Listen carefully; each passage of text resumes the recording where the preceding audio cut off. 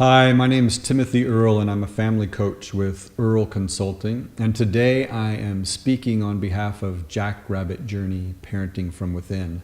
I'd like to share a series of sentences that I find really helpful in my own parenting and in all of my relationships with people or tasks that I am required to do or that present themselves in my life.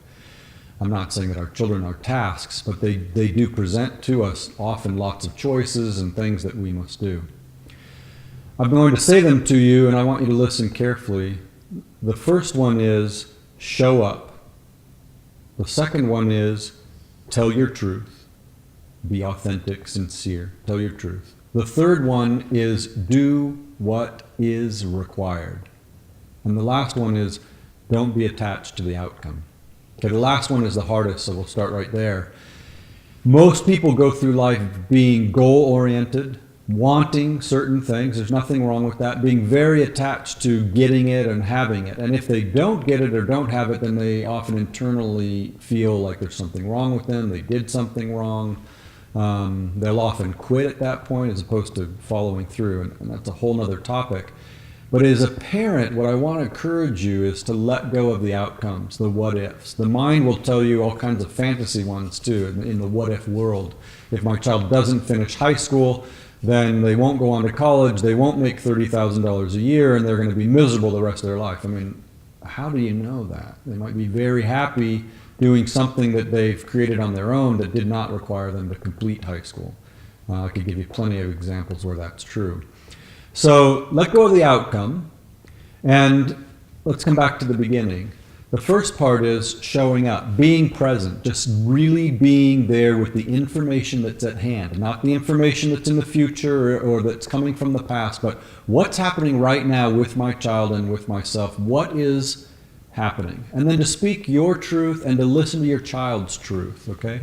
That does not mean that you tell your child how it's going to happen or what you want to see. It means you speak in terms of, I feel right now, in this moment, this way, in respect to what's happening. How do you feel? What do you want? Here's what I would like to see. And there's communication about that. The next part is to do what's required. Okay, so once there's communication and there's some type of agreement about what needs to happen, then you do need to follow through and you need to do that. Okay, a physical example would be you show up at your house, it's on fire.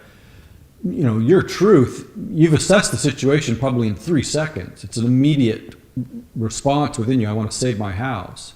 And the second thing is that you're speaking your truth in regards to anybody who's around you. I want to save my house. You do that by calling 911. It's the first thing that's required. Hopefully the fire department shows up and puts it out. But if there's any way for you to save something or prevent something, you may be speaking your truth with your friends, your neighbors, helping them come and save their own houses, spraying water on their roofs so that it doesn't spread. This is again be doing what's required.